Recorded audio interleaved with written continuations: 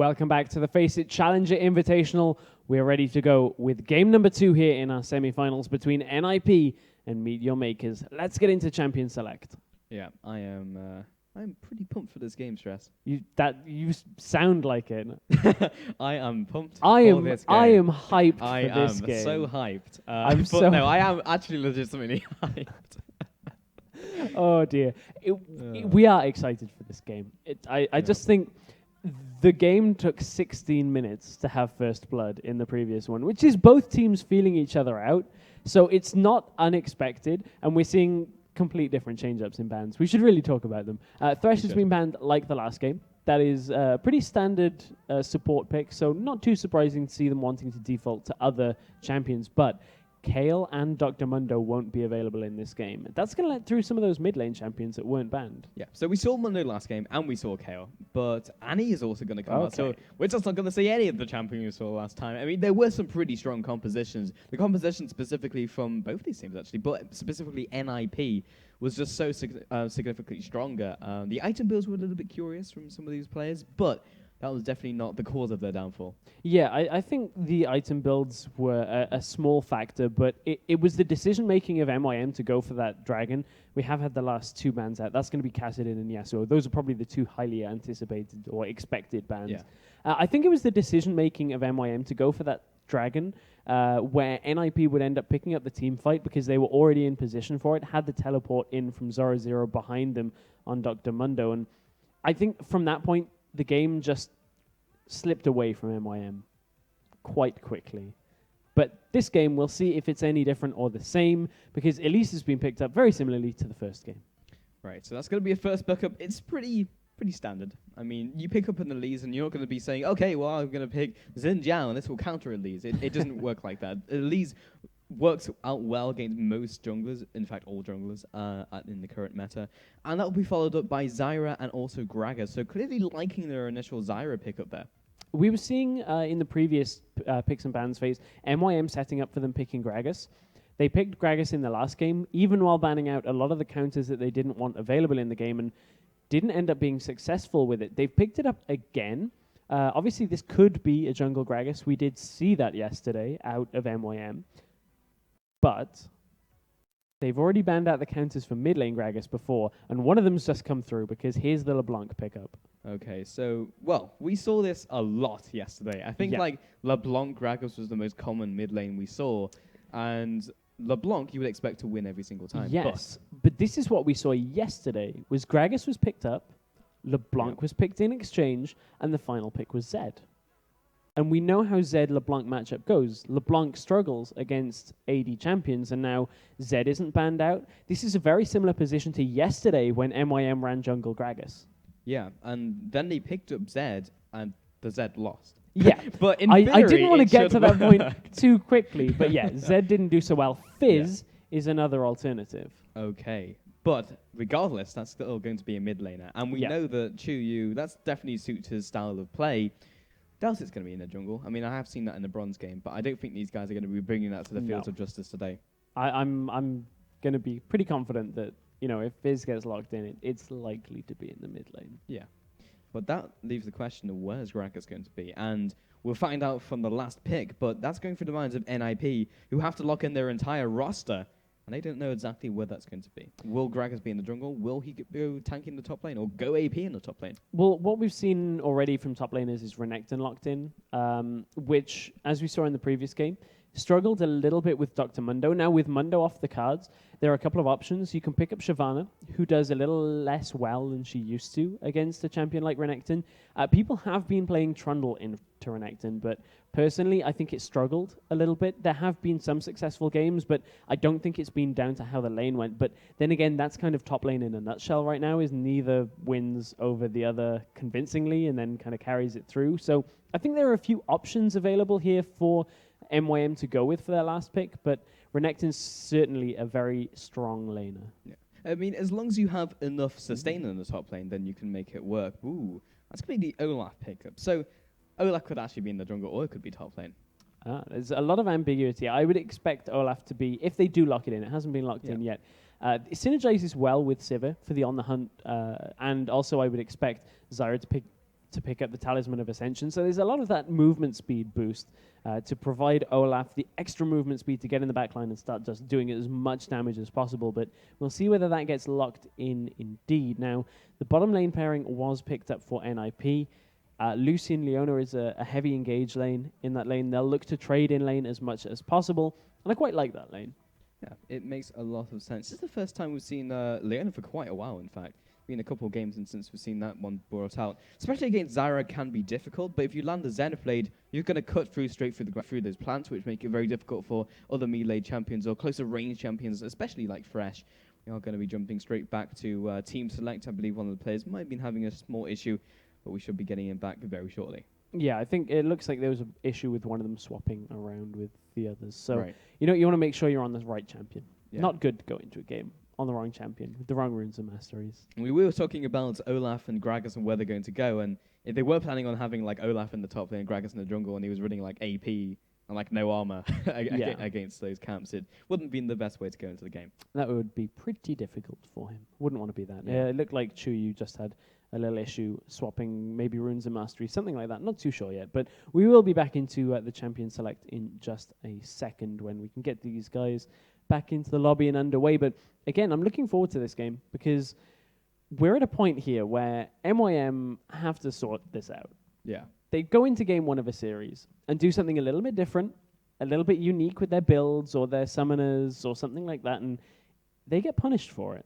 This is the second series of the tournament where they've gone in and built Blade of the Ruined King on Lucian, which isn't that standard or great for surviving the mid-game team fights. They've done something a little bit different, I think, is what we can say. And the double smites didn't work out. The interesting builds didn't work out. But now their backs against the wall. And we saw this in the first game yesterday in this quarterfinals. And okay, they lost the first game, but then they won 2 in a row. And that's a big ask when you're against NIP. Yeah, NIP are a different caliber, to put it nicely, than Inferno Esports. I mean, NIP are a former LCS team.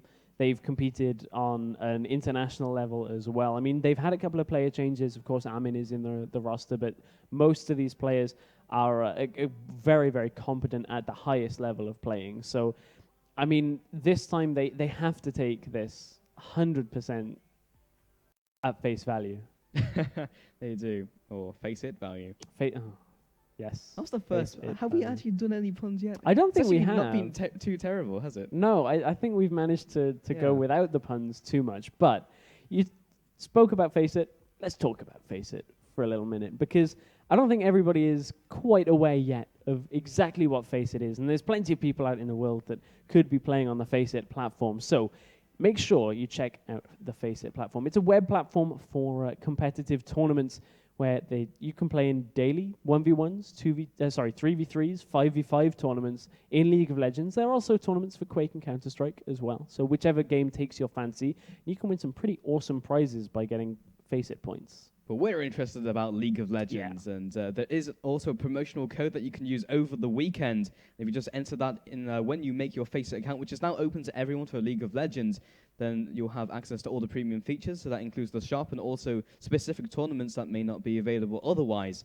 And then you can win FACEIT points from those tournaments if you come in the top bracket. And then you can use those points to start buying prizes, and there's a lot of interesting things in that shop. Yeah, there's some pretty cool prizes. I mean, everything from headsets to keyboards, all the way up to Fnatic have provided a shirt that's been signed by their League of Legends team. And the grand prize is a car. That's pretty cool. Playing video games for free, and you buy a car. And with that premium code, that I believe that is within the premium prizes, so you'll be able to pick that one up. You got to win quite a lot points, to get a car. Like, I'm just going to say it. It's not like you play one game. Car, someone drives a car up to your house, and, you've got to be good. You've got to work for it. You've got to be good in your skill level, because it's open to everybody, from bronze all the way up to challengers. So make sure you're playing games here on the FACEIT platform. And while you're at it as well, watching here on the stream, after following the stream and following FACEIT on Twitter as well as @FACEIT, make sure you click the link on the Twitch page for DL Compare. They're giving away some games this weekend as well, so make sure that you head over to the giveaways page. There's a small little form to fill in. It won't take much more than 30 seconds at all, and you could be in with a chance of getting some awesome new games for yourself as well this weekend. Yeah, I think there's a couple of titles on there. I think there's 5 different titles that I heard about, but there's also the VODs on YouTube of the previous days, so be sure to check that out. I think the highlights are also going to be there that we actually saw at the start of the stream, which is basically 5 minutes of me talking to myself, which is always a good thing. That's one of the things about the play-by-play commentator and the color roll is when there's a highlight video made, it's all him. I'd say unfortunately, but you did a great job solo casting yesterday. I watched the highlights, man. It was just me casting every single game for 9 hours. You must have been tired. Yeah, I'm good, man. I had like 40 seconds sleep and back in the action. Sometimes that's all you need, a power nap. Gets you right back into the game. We are in the delay period here, guys. So that's why we're just talking about things.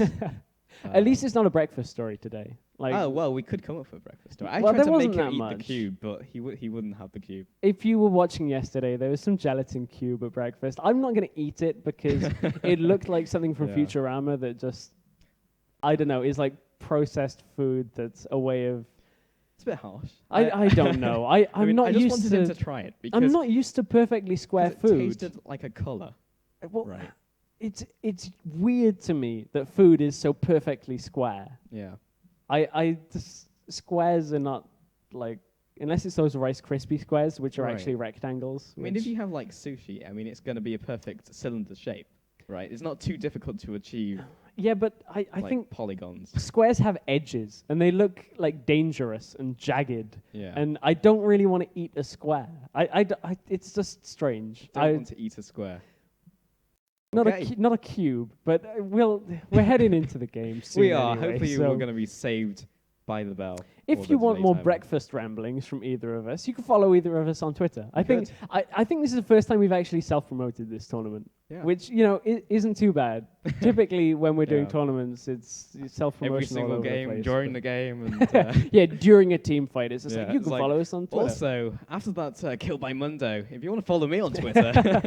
But yeah, if you want to follow Pulse on Twitter, he's at Impossible. I am at Dignitas Stress. We want to thank everybody for their comments and feedback all over the weekend as well. So we've been enjoying ourselves this entire weekend. Had great fun here in Milan, Italy, and we're headed into only game 2 of the day here for the FACEIT Challenger Invitational, and I am on the edge of my seat here for this series. You can see we're in the loading screen, and I cannot wait to get into this one. These are some very nice seats as well. They are. You can very easily just go all the way back in these. I've been trying not to during the game. Otherwise, I'm like either aware that I might fall all the way backwards, and while that would be very funny, I don't know whether I would. I'm sure the camera would pan straight back onto you. I mean, if I was in production, that's what I would do. In mid-game, I'm just falling over. But no, we are loading into the game, so it means things will be underway. That's on the assumption that there isn't an instant pause in this game. This is esports, and more specifically League of Legends, so that's a very likely scenario. Well, thank goodness we have a pause feature, because imagine if we didn't. We used to not. I know we used to not have one, but thank goodness we do now, because then we'd just be at a point where we load into the game and it's a game of how many players loaded in wins the early game. Yeah. Sometimes, remember when there wasn't a pause and teams would literally just sit in the middle lane and it would be like the sportsman thing where they would just sit there and like dance until the person reconnects. That still happens though. Yeah, although it does. Yeah, it's not quite the same anymore. Thankfully, we have the pause. But now we have spectators as well. I know. Before, we just had to have like a spectator spell, and sometimes one of our streamers would die to a calf assault. That was right, because the game used to be 6v6 at one point, so they still had that coded into the game. But that's a did you know segment for another time. We are headed into the game. The game has loaded up. No pause yet. Let's head on to the Summoner's Rift here for game number 2 of our semi-finals. All right, on to the Rift, and MeetYourMakers are backs against the wall. We'll see if they can take this to a 1-on-1 and even up this series against former LCS team NIP, and these guys went 2-2 in LCS themselves, so definitely a match that these guys are familiar with. Yeah, a couple of different changes to lineups. As Chuyu has come in for MYM in replacement of Charu, who departed the team a few weeks ago. And of course, NIP having their well-publicized changes to their roster, adding Armin, and of course losing Deficio. So, yeah, but Deficio is now a caster. Yes, he is. He's joined our ranks. He has, but He's a Livik rather good one at that. is going to be leading the charge into this jungle. Freeze heads off to the sides, and out with Zyra being in this team composition, something we don't see all that often. But Zyra, when she was played a lot, was noted as the queen of level 1s. Like, her grasping roots can hit 5 players very easily in these tight jungle bottlenecks, and if it hits 5 people, you've basically won the level 1. Congratulations. Yeah, Annie stole that title away for a little bit while the incineration stun duration was pretty long. So it's one of those things that's a little less effective now for Annie because of the changes in recent patches, but something noticing about the Zyra in the last game was they were very aggressive in that bottom lane. They shoved in and used Zyra's potential to disengage to allow them to stay pushed in the lane and warded up pretty heavily. So I wonder whether we'll see a repeat from that because they've got an even better pusher here in Sivir. NIP are running a more aggressive composition. Last time we saw them run definitely a more passive composition, I think would be fair to say, with both of these teams because they respected how strong they can be and definitely want to be more conservative. Livik is pushing up very far into the bot lane and walks into the rush, going to find himself Miffy. There's a Sunlight passive. And instantly with that Biscuit will get him that extra HP. Mac is going to try and return some damage as well. That's a grasping roots landing onto both of these players. I don't think we're going to have quite the all-in, but the ward comes down. Yeah, I think the difference in this game is if NIP gets shoved in, it's going to be a little bit easier for them to end up engaging because Leona, of course, will have that long-range engage. Zenith Blade will just go straight onto the AD carry if they can manage to pick that one up. Sivir does have Spell Shield, so is a little bit safe. It just all depends on the timing. Just when you hit level 6, you'll have the Solar Flare as well to engage on top of that. But On the Hunt should be able to get you out of dodge or even get you into the fight. And even as a Sivir pick, you wouldn't expect that one to be the aggressive one. Because of the large minion stack, they can't fight them underneath that. And there we go, there's the pause. There's the pause. I feel right now about esports. It's nearly 3 minutes late, but you never know. I mean, by the time it all got through the spectator delay and everything, the pause has come through. But I think in that bottom lane, one of the things to look at is the change from Lucian to Sivir in this game. Going back in. Yeah, we are back into the game, thankfully. It's not too long a pause.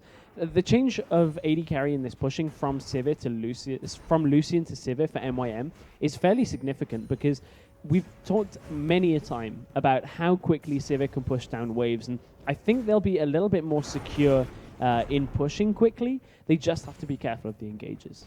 And it definitely gives you that edge when it comes to fighting from behind, because MYM, they had no real response. They got pushed in, and then they just died. Whereas now they have the Sivir, and Nuktuk's taking some damage in the mid lane with Makana off to the side, but Elise is coming in for the counter gank. I'm not sure if she's seen Makana, or even Makana's seen the Elise coming out, but not actually going to do too much in the mid lane. Yeah, Armin just crossed over a ward as well, so there was disengaged straight away by Makata, but an engage in the bot. There's a Xenoblade onto Mac. He just stood there and took all of that damage. Barrier's going to be popped. It's going to return some of that damage with those boomerangs coming forth, but that's going to be the end of that engagement. But Makta is significantly in a bad position. There's the re-engage, and the first blood by Freeze just walks straight into that engage. MYM have got to be careful when being this aggressive with their pushing. NIP managed to shove it back out a little bit and then engage on top of them. And there was no real way of getting around. And it looks like Armin is coming down towards the bottom lane as well. Now the shove is on from Lucy and Leona. Armin's not quite there in the right time, so it isn't there for a gank. Kubon and 0-0 going at it. Going to be pushing forwards, and there's the undertow. Takes down Renekton in the top lane, and, well, a lot more aggression than we usually see from top. Yeah, that is very aggressive in that top lane. It's a very different matchup as well with Olaf versus Renekton. Neither of them are quite as tanky as a Dr. Mundo as you'd expect with that added regen from level 6. But Kubon stamping out a pretty big lead here in that top lane with that kill. So these guys, definitely tanky late game, but right now they are very vulnerable. And the items have been picked up. The Doran's items picked up by Renekton just to give him that small edge. And see what Olaf decides to pick up. Might go for those Doran's items, might choose to kind of just accelerate his main item build. Yeah, I think the word survivable was the one I was looking for, because Olaf, as he builds items, becomes very survivable with the defensive masteries that will give him increased healing. when close to death, as well as his passive, which will pretty much increase his attack speed the lower health he goes. So he'll end up being able to survive through a lot more, but both of these champions in the early game are susceptible to those early fights.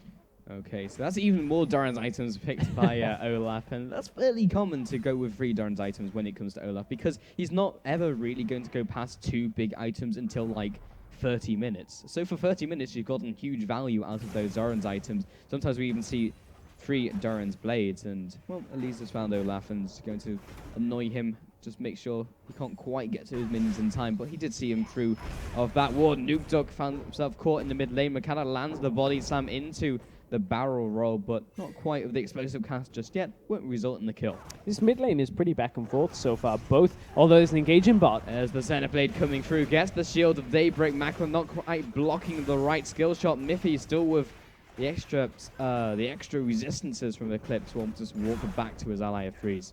Yeah, it's a bit back and forth in mid lane right now. They're looking for the tether onto Fizz, but Playful Trickster, while it won't drop the tether, you can of course avoid the initial tether, and it's kind of one of those interactions between who jumps first, who tethers first.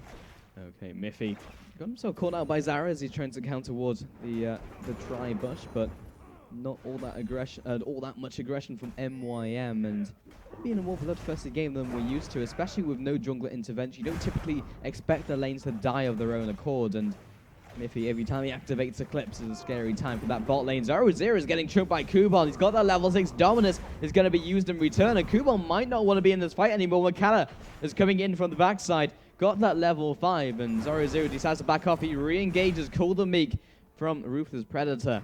We'll do a little bit of more damage. Yeah, Zero actually started running away from his own turret to try and get to the minion wave and get the sustain back from that lifesteal. You can see he's pretty confident now that he's at level 6 that he's able to survive through a lot of these engagements out of Kuban.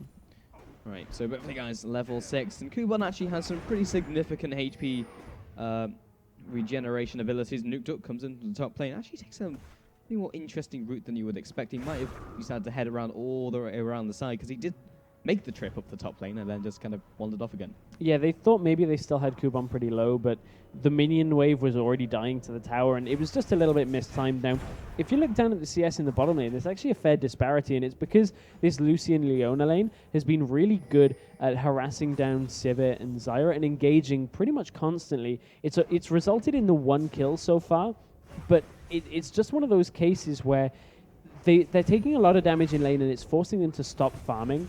So there's this big CS lead already.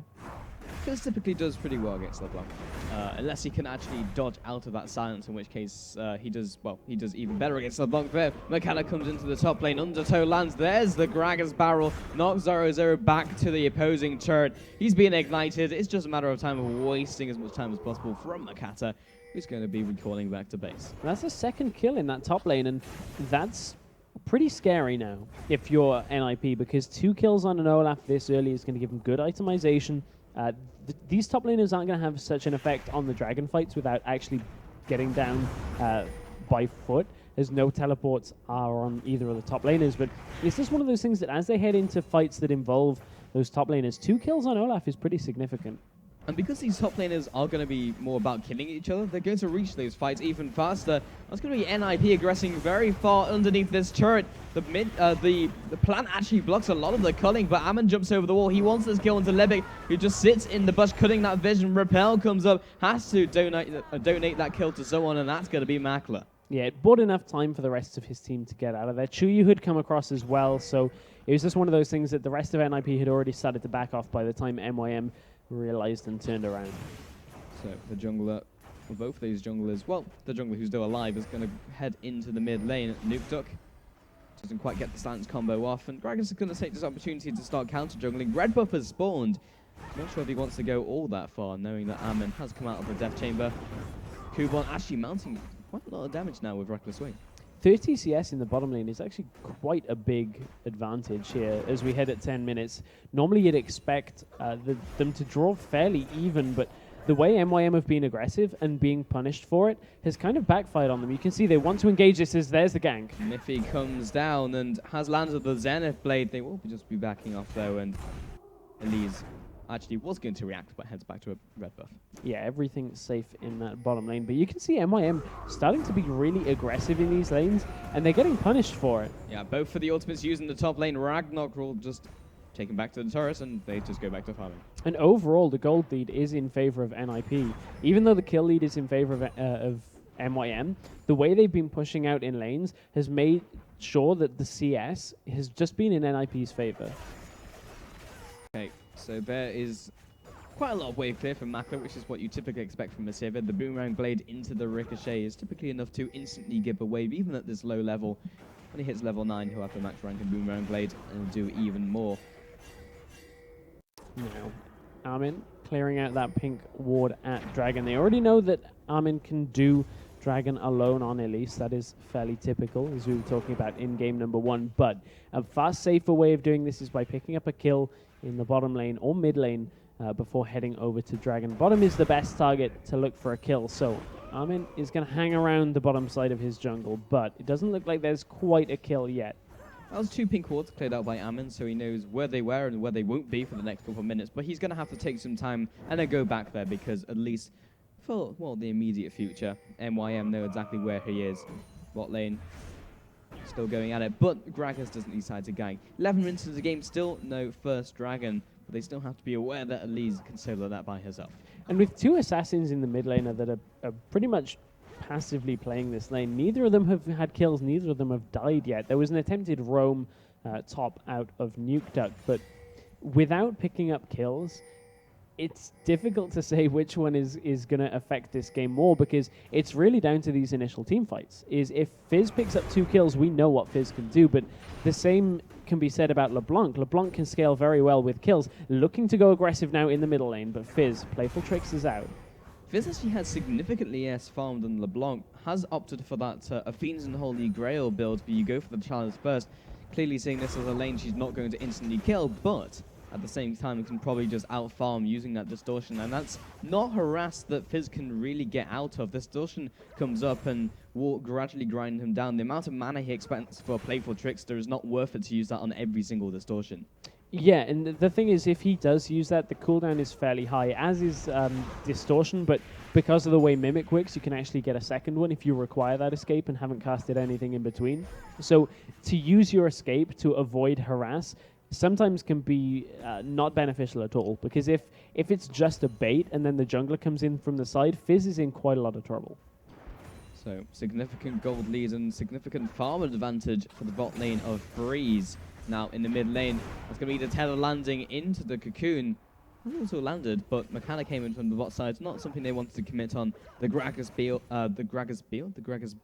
I guess, the Gragas barrel, which will contain beer, which will knock them back to the turret. Not something he wants to have to deal with, especially with the high burst from Chuyu.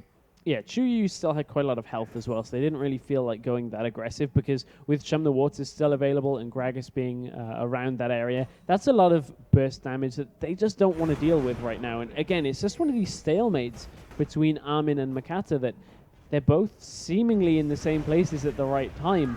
It's just a case of who hits first. Here's another engage at the bot lane. The Solar Flare comes down, a full culling lands onto Libic, but it's just not enough damage at this stage.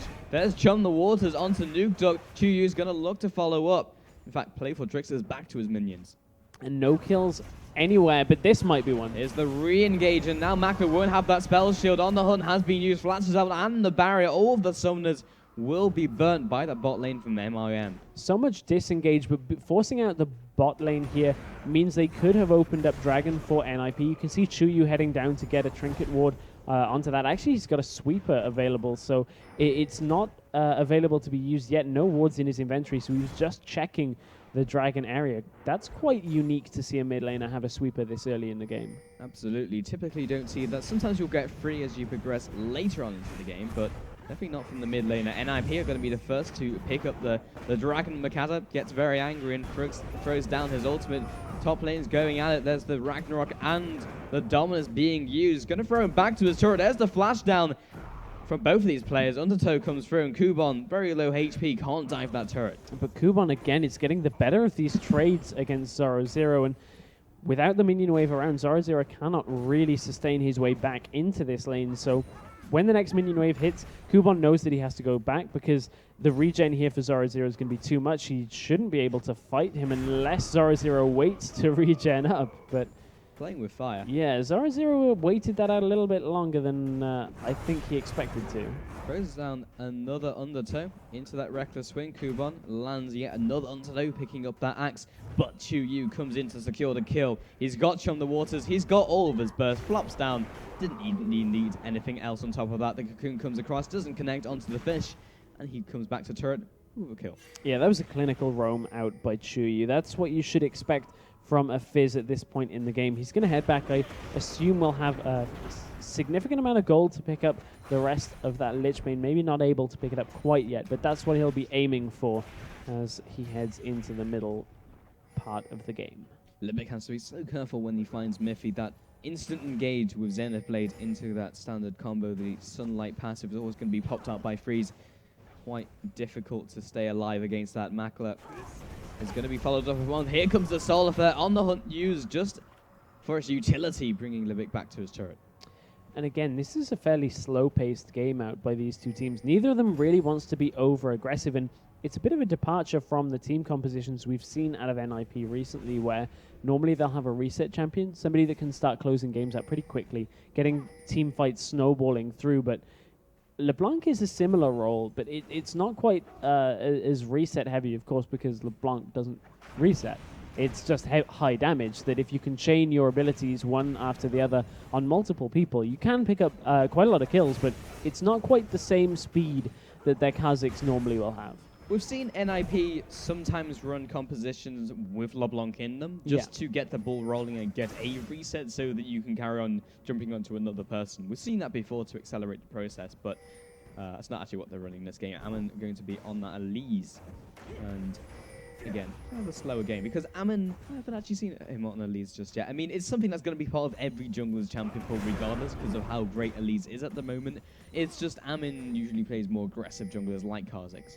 Yeah, and that's one of the differences between some of the junglers in Europe. They all seem to play the same champions, but everybody plays a slightly different preferential skill set. It's not like you can say that a jungler is going to 100% pick the same thing in every single game. There's some variance in there, just like most of the champion pools, but there's going to be some champions that everyone just has to play. Here's a bit of variance up in that top lane. It looks like Renekton may be going for Sunfire Cape first before Tiamat, because you look at the Chain Vest, you look at the Giant's Belt, that is clearly going towards that Sunfire Cape, which will give him the survivability for a little of the damage that Olaf is going to do from his auto attacks, but Olaf will just chunk through that with the true damage that he deals, and then Renekton won't be able to animation cancel. It's slightly less important against a Ragnaroked Olaf because, of course, that stun won't do anything against him, but it's just a difference from last game. There's the follow-up from Miffy, getting the Shield of Daybreak onto that support. The Shrine of Thorns comes up. That's completely cut off that escape route. Freeze is trying to offer all the damage he can.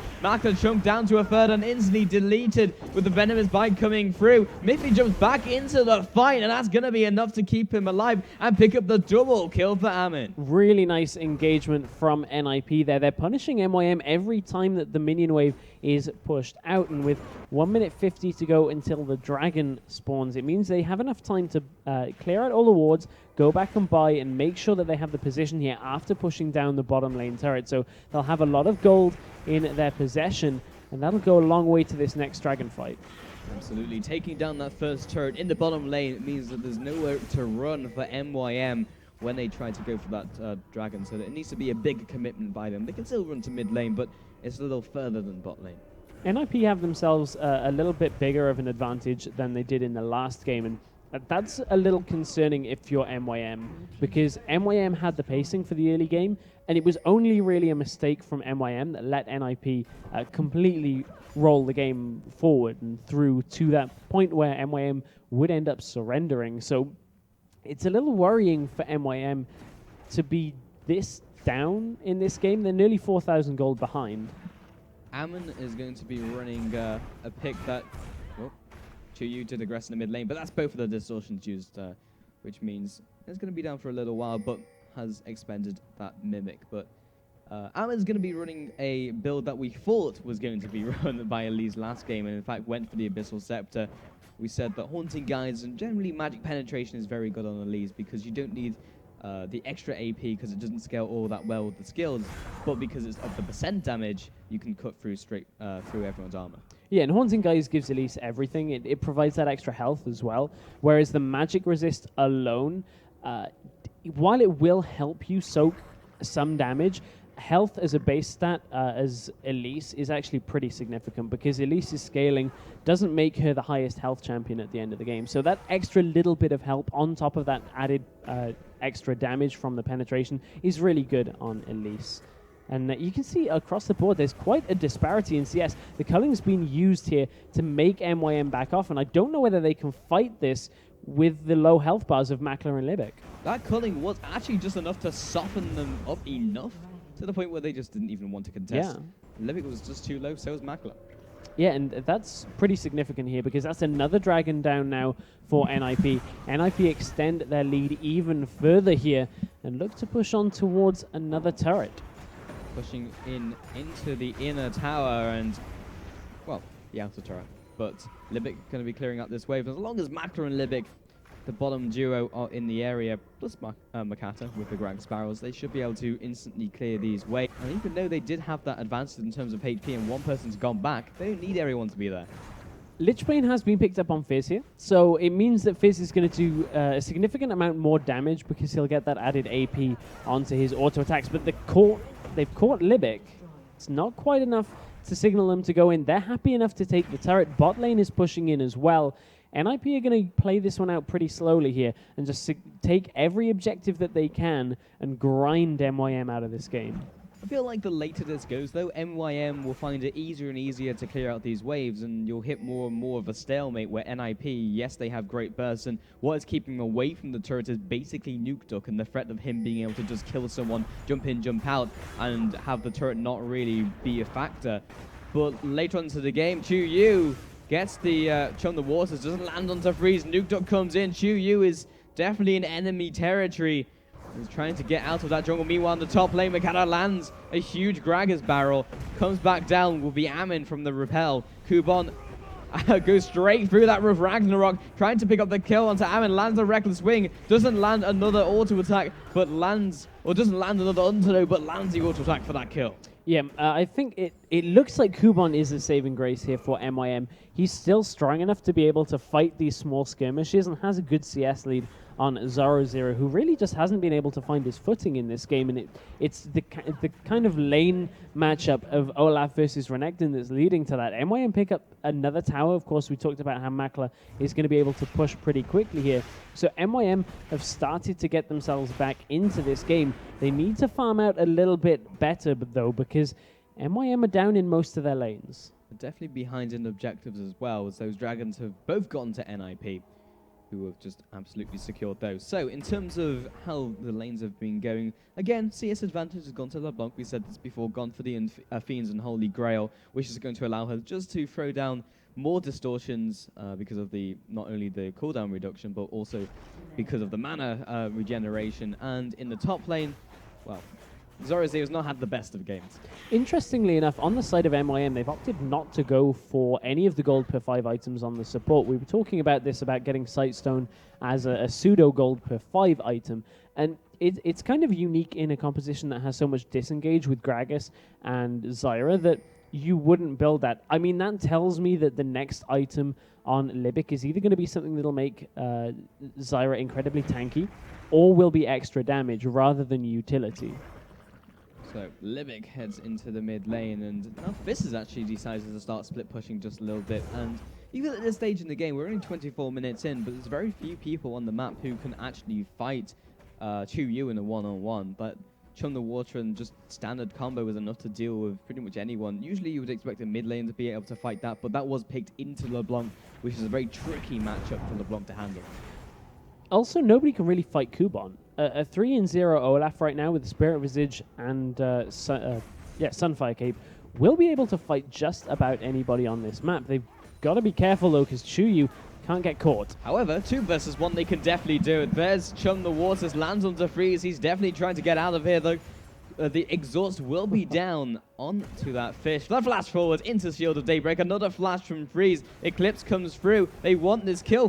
Miffy actually backs off so he doesn't pick up the kill. Oh, piercing light onto a minion. Yeah, Freeze rotates around, makes sure the minion can pick that up, but they expended a lot for that, and now NukeDuck might be in trouble in the mid lane. He's going to try and deal damage to Kubon, but that tower will fall. Kubon is not taking a lot of damage. He's already 2 items. The cocoon comes across onto Libic, and he will instantly drop. Gets evaporated by that 3-man stack of NIP. They're going to re-engage. Miffy comes in from around the side, but decides better of it. MYM chose not to take down the turret, which it was very low health. They could have taken it, would have been even more risky, but I think the fact they got out alive, nice spell shield out there to prevent all of that damage, but the fact that they got it out alive makes that a very wise choice by MYM, but that was the difference between taking the turret and not, is that split second that was between their death. And NIP are finding issues in the sense that they need 2 people to deal with 2 people on the team of NIP. And they just need more people, and they just kind of can't. At the moment, they're making up for it by better rotations and by finding MYM off guard, but that won't work indefinitely. And yes, they're still ahead, but they're not getting more ahead. They're just kind of stagnating. Chuyu's going to shove out that bottom lane and really just make it a little bit more difficult for NIP to head straight up to the Dragon area. And MYM are already clearing out wards as well in the area. And Dragon, we've already seen how influential this can be for undoing a team this late into the game. One Dragon fight really just ends up snowballing into 2 or 3 turrets. So it's down to whoever gets the preferential Dragon fight here. And NIP are looking to be the ones to start the Dragon, but that didn't pay off for MYM last game. NukeDuck lands his combo onto Kubon and barely scratches him. He's actually just going to regen that up before this fight happens. NukeDuck's cooldowns are on a fairly low timer, so it's not going to be too much of a problem. But this is the first time NIP have really been contested over a Dragon. This is going to be the 3rd Dragon of the game, and MYM are going to be the ones to start it. Ninjas in Pyjamas do want to do something, but they're kind of dithering about it, and in the end, not doing anything at all. Well, they know Chuyu's come across the side, so they don't want Chuyu just jumping in. He's just used Playful Trickster. The culling's been used in response. Only slightly clips him. Makata trying to find that right engage. He is that Gragas jungle. He wants to be using it as an engage more maybe than trying to use it for the damage, but this is probably the longest Dragon Dance we've seen for a while. Yeah, and it looks like NIP are just going to have enough of that and start heading towards that mid lane turret. They've baited MYM away from the Dragon fight, but what will happen in a mid lane fight here? It looks like we might not get one unless they clump up. NIP may have just outmaneuvered themselves, but MeetYourMakers can't quite catch up in time. The Undertow will land on the 2, but doesn't quite get the reset with picking up that axe. Makata wants this engage to happen. The cocoon comes across. That's going to be stopped by Ragnarok. There's the Gragas ulti, but he knocks people backwards. Makata drops for the first one on his team. Meanwhile, Kubon is dropped incredibly low in 1 versus 2, and finally he will fall for that 4-man stack. Ammon is basically out of mana and basically out of HP, and so is Freeze, but Chuyu is looking for the cleanup. He gets hit by the tether from NukeDuck, breaks it by getting out of there, but MeetYourMakers are so cut up right now. Libic comes off to the side and has to rejoin his AD carry. There was just no way that MYM could fight that after the explosive cask just didn't land where they needed it to. It separated out a lot of the damage from NIP from the danger that MYM were imposing upon them, and it was just a case that Renekton found his way onto Makata in that fight. Kubon couldn't 2v1, and just the damage from MYM had too many targets too far away from each other to actually capitalize on that. It was pretty strange because NIP pushed down the mid lane, which is a typical play when you have this prolonged Dragon Dance and you just go, okay, we'll take your mid turret instead, that's fine. And then MYM, who probably had the better team fight at this stage, came in behind them, but then split after being so clustered together. And then when they were split, they just lost all the individual traits. The interesting thing here is in all of the lanes, the CS disparity for the most part has been closed in the top lane, but still remains in mid and bottom. And they've held a significant lead over their lane opponents, even while one team is acting on the defensive standpoint. And Fizz has been out pushing a lot, but there's been a good job done by NukeDuck here to be able to keep up in CS with a Fizz who's been split pushing. MeetYourMakers are going to stack themselves as a 4-man push in the mid lane, but at the moment they're not really doing too much. They're not farming and they're not being aggressive. They have the superior team fight, but this is probably the 3rd time that NIP, Ninjas in Pyjamas, have just outmaneuvered them into a favorable fight for themselves. The thing is, being passive while being a defensive team can work up to a point that you're looking for your opponents to be over-aggressive in their engagements. But NIP in these two games have had a very passive style themselves and have been very calculated about when and where they'll fight. So being a passive defensive team doesn't work against a passive offensive team. Right. You have to be passive against an aggressive team. And it's just one of those things that MYM need to start forcing the issue, because they have a very mobile, very aggressive team when it needs to be, which the same strengths provide them good defense with their disengage.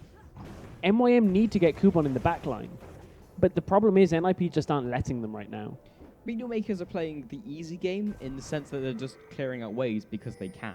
Yeah. And, I mean, they have the Undertow to come through, Makata, also Livic to some extent, and Makla, who will just give a wave. But they're just playing it too safe. Amin gets caught by Chuyu, or maybe it's Chuyu getting caught. There's the culling across the wall, picks up one. I'll be going to Amin. There's the second onto Livic. The passive isn't going to take anyone down, and that's another 2 picks for NIP. And again, NIP pick the fight that they know they can win. Kuban is in the top lane, so they're going to send Zoro back. He should be able to get there just in time to defend that inner turret, because Kuban has had to fall back himself. And NIP pick up a couple of kills there in that fight. They extend their lead a little bit further, and being passive for MYM just isn't allowing them to get ahead, because NIP are doing such a good job of keeping their own gold income up. And Nukduk is so scary that they just have to leave the turret instead of being able to sit underneath it and clear their minion wave. So, yes, they can farm very well when no one's there and clear the minion wave when no one's there, but when it comes to doing what their composition should be able to, which is stop the sieges even when they're on the back foot, they're not able to do that either. It's a difficult game here for MYM to play in. They need... It sounds a little bit strange to say they need to start taking risks, but I don't mean risks like being out in the jungle with 2 members. I mean forcing issues around objectives, starting to fight a little bit better outside of NIP's comfort zone. They've got to try and catch out members of NIP without the rest of the team. They may be able to do it here on Zoro Zero, who is pretty tanky, but you can see MYM don't want to commit to that because they haven't got the vision control. In fact, no, they have got the vision control. They just don't know that the members are in the bottom lane. They need to take risks, but they need to be decisive about Yeah. it. Because if they don't, then they end up just sitting at Baron. There's Chum the Waters, but Deja Vu and here comes the Solar Flare into Miffy, and Chuyu is absolutely not going to be able to farm those minions. Like, in that situation, they knew Freeze and Miffy were in the bottom lane and had Chuyu down in the bottom lane as well. So they lose Chuyu, and now they're going to lose where they should have had the numbers in the top lane. Amin almost going 1 versus 2 just with those 2 small offensive items, and then going tank means he dishes out a lot of pain onto Makler, and he's forced to go back to base, and they're just losing everywhere. The problem is MYM are losing in positions where they should have had the numbers advantage. Chuyu shouldn't win 1v2 at all, and you saw that he ended up dying in the bottom lane, which is what you have to expect. Libbit gets deleted by Nukeduck, and now NIP are going to take turrets across the map, and they'll keep snowballing this one through. Kuban comes in and leaves again because he can't actually stop this push. NIP are just going to back off because there's nothing really else available. 1 minute left until the Dragon. There's the flash into the Dragon's ultimate, completely dodged out by Repel. Kuban flashes back into the fight. Miffy is dropped low. Ignite is not enough to take him down. Solar Flare comes out. Makata is zoned off to the side. He might be able to pick someone off like Nukeduck. There goes the barrel, but Nukeduck completely evaporates him, and Zoro Zero is just hanging around with Chuyu. He's also trying to pick up the kill onto Makler, but neither of these guys can even dent that armor. And MYM choose to fight when they had members still in their base against an opponent that they knew there were 4 members in the bottom side of the map, because it was only Zoro Zero that was at the top lane. They're just picking very poor engagements here for a team that are behind. It's very strange because in the top lane, Olaf was so far ahead and is still pretty strong. And we said, well, he could probably 1 versus 2, but he was never put in a position where he could do that. And the person split pushing was Chuyu, who can't 1v2. Yeah, and it just seemed like the number of times that Kuban was around Makata when they had a numbers advantage and chose not to go for it has just let this slip away from MYM. They've had chances to get back into this game. They just haven't been committed enough to take them. And there's Baron completely let go from MYM. At least they zone out Zoro Zero, who just sat around the corner making sure they couldn't get anywhere near that dragon, that Baron pit, and after that, just going to take Dragon as well. Why not? Yeah, why not? They certainly have the position to do it. They have a great gold lead already. 14,000 gold is the lead, and that has gone past the point that I think MYM can easily come back into this one. When it's 4, 5, 6,000 gold, one team fight will swing it, but 14,000 gold with no Baron and no Dragon on the map is very difficult to overcome. Ninjas in Pyjamas haven't played a fast game, but they've played a decisive and pretty solid game that has shown that they have just won in every stage of the game. Okay, top lane was maybe one of the lanes that didn't fare so well, but has definitely caught up in farm and is now ahead in farm over Kuban. And plus all these global objectives, I think that's the third or fourth Dragon now going to that team of NIP. He's probably ahead in gold, and Aaron has been hit by the Chum the Waters, but Chu probably won't escape from this one. There's the playful Trickster.